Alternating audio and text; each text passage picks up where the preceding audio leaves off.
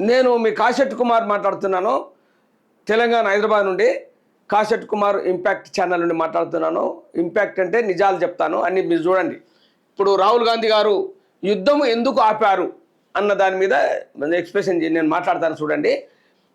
పాకు కాలబేరంతోనే cease fire, పాకు కాలబేరానికి యుద్ధం రావడంతో కాలబేరానికి రావడంతో యుద్ధం ఆపేశామని ప్రధాని నరేంద్ర మోడీ గారు చేశారు. రాహుల్ గాంధీ ప్రశ్నలకు ఆన్సర్ చెప్తాడు.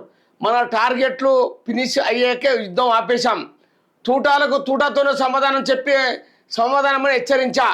ప్రతిపక్షం తప్ప ప్రపంచ దేశాలన్నీ భారత సైన్యాన్ని విశ్వసించారు. కాంగ్రెస్ తప్పిదాలను ప్రజలకు ఇప్పటికీ అభించలేదు.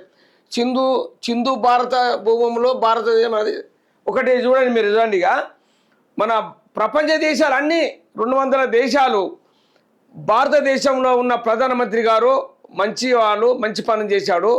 పాకు ప్రజలను అమాయక ప్రజలను చంపకుండా వాళ్ళు ఎక్కడ ఉగ్రవాద స్థావరాలు ఎక్కడున్నారో అక్కడ కరెక్ట్ గూగుల్ పిన్ పెట్టుకొని వాళ్ళే చంపేటట్టు రాత్రి 4 గంటల 3 గంటల నిద్ర సమయంలో లేపేశారు.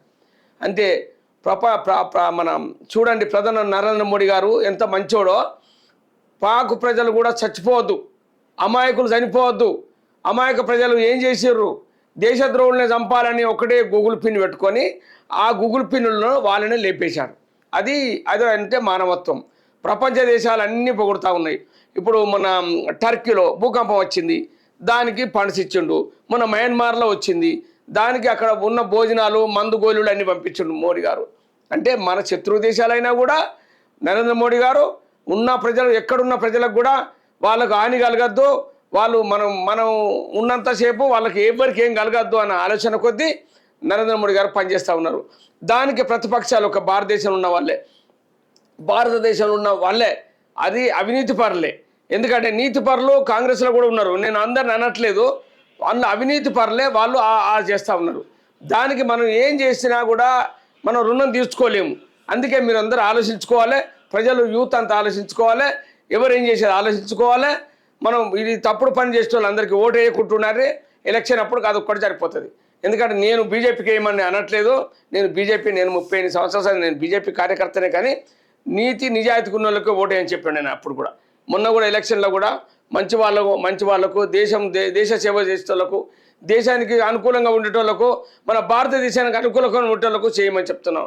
భారతదేశం నా సనాతన ధర్మం, భారతదేశం నా మాతృభూమి, భారతీయులందరూ నా సహోదరులని 70 సంవత్సరాలు మనం అందరం అనుకుంటా ఉన్నాం. ఈరోజు మనదాన్నే చీడపురుగులు ఉన్నాయి, మన భారతదేశంలో చీడపురుగులు ఉన్నాయి. ఇవన్నీ చూస్తూ ఉన్నారు. మీరు ఆలోచించుకొని దయచేసి జై హింద్, జై గోమాత.